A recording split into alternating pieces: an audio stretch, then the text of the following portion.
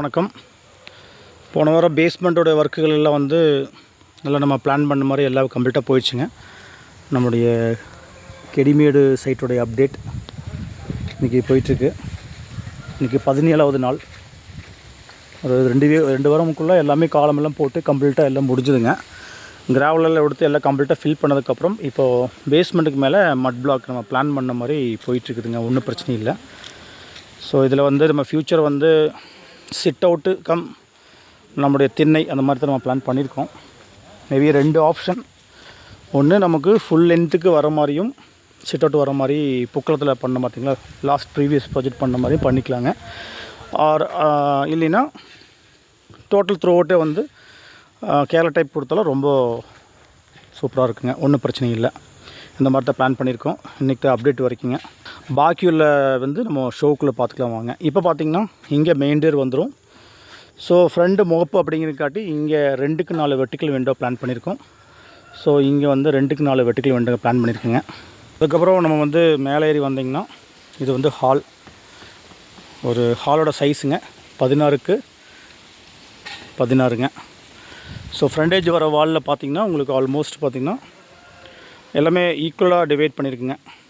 4 அடி 2 அடி விட்டுட்டு 2க்கு 4 வெர்டிக்கல் விண்டோ, 2 அடி ஸ்பேஸ் வரும்போது கரெக்டாக 4 அடி வந்துடுங்க. இங்கே மெயின் டோர் வருதுங்க.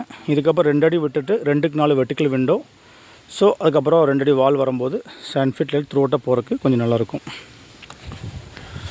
இந்த ஹாலுடைய லெஃப்ட் சைடில் பார்த்திங்கன்னா நம்ம என்ன பிளான் பண்ணியிருக்கு அப்படின்னா 4க்கு 4 2 வெர்டிக்கல் விண்டோ, வெர்டிக்கல் இல்லைங்க, ஹொரிசாண்டல் டைப்பில் ஒரு பெரிய சைஸில் 4க்கு 4 2 விண்டோ வந்துடுதுங்க.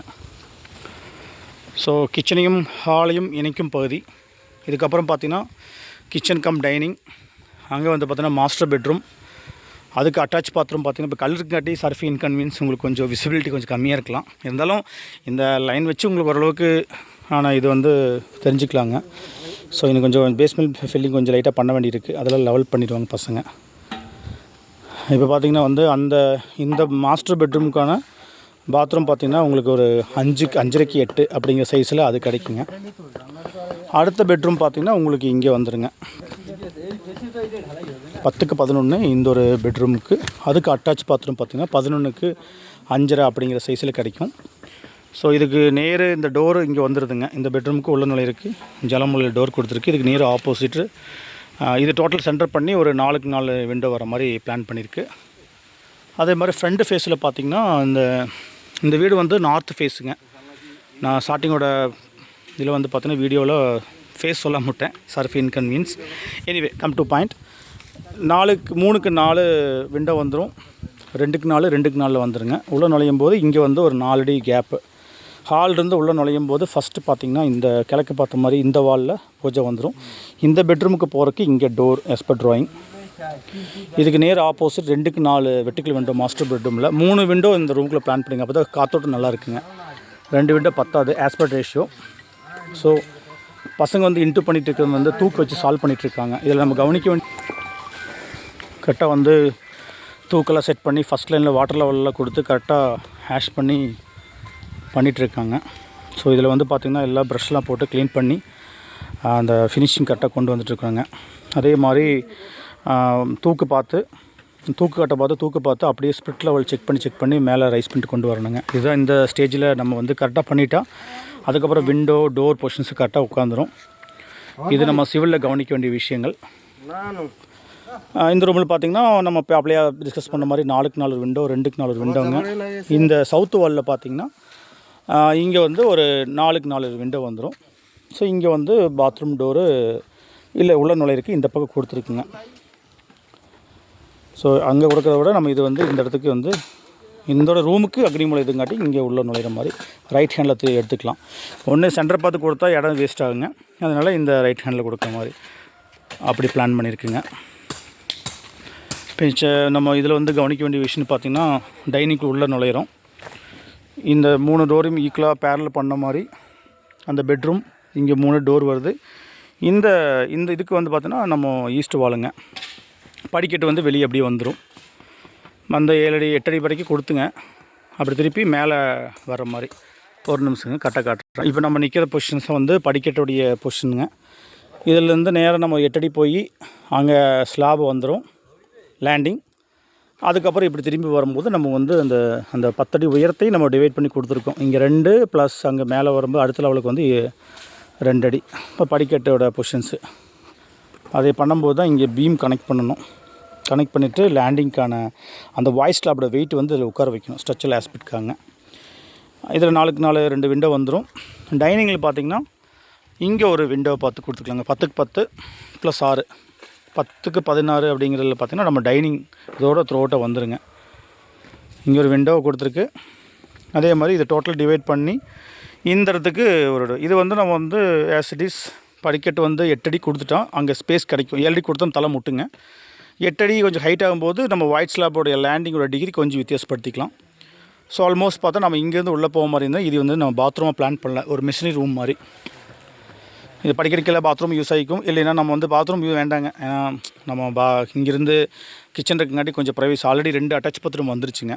ஸோ அதனால் ஃபில் பண்ணிவிட்டு இங்கே ஒரு மிஷினரி ரூம் மாதிரி ஓப்பனாக விட்டுறலாங்க, ஒன்றும் பிரச்சனை இல்லை. இப்போ அந்த ஒர்க்கு தான் போயிட்டுருக்குதுங்க. இப்போ எல்லாமே பசங்க வந்து ஒரு லோடு கேரளாக்கல் மட் பிளாக்கு லேட்ரேட்டு. ஸோ இந்த கல் கொஞ்சம் நல்லா ஃபினிஷிங்கெலாம் பார்த்து நல்லா இருக்குங்க, ஒன்றும் பிரச்சனையும் இல்லை. இன்னும் கொஞ்சம் காய இன்னும் கொஞ்சம் கலர் எக்ஸ்போஸ் ஆகும்.